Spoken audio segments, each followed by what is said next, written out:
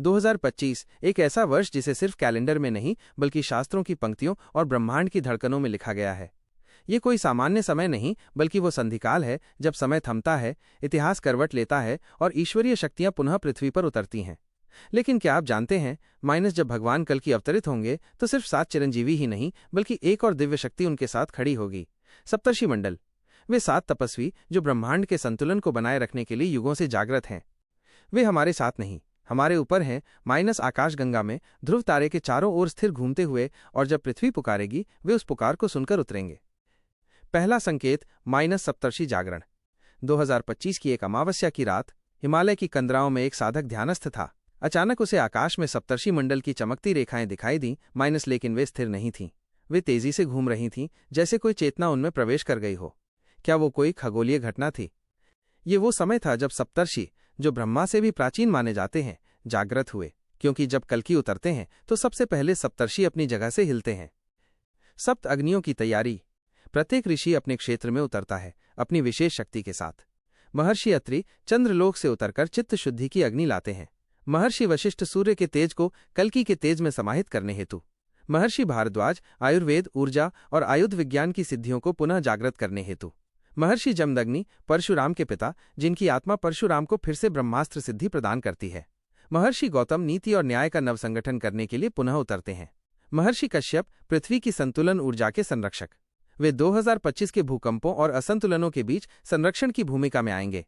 महर्षि विश्वामित्र, जिनकी तपस्या से त्रेता युग में राम मार्ग पर चले, वे अब कल्कि को ब्रह्मास्त्र ज्ञान से सशक्त करेंगे।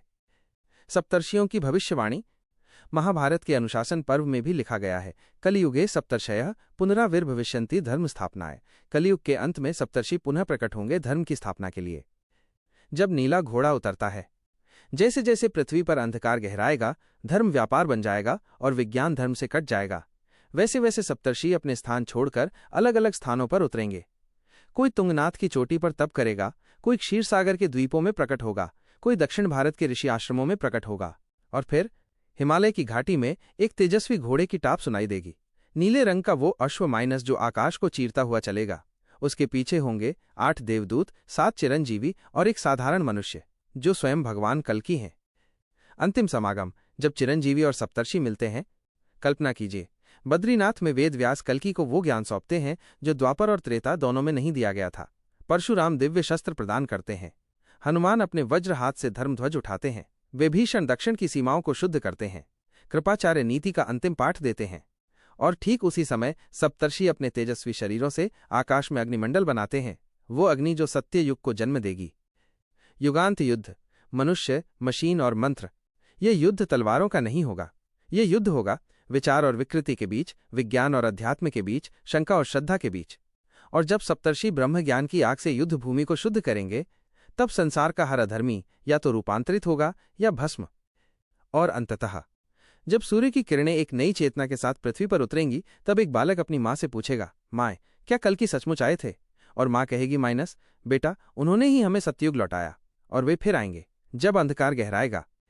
क्या आप तैयार हैं कल्कि चिरंजीवी और सप्तर्षियों की इस त्रयी शक्ति का स्वागत करने के लिए? क्योंकि 2025 कोई सामान्य वर्ष नहीं, ये युगों के संतुलन का क्षण है।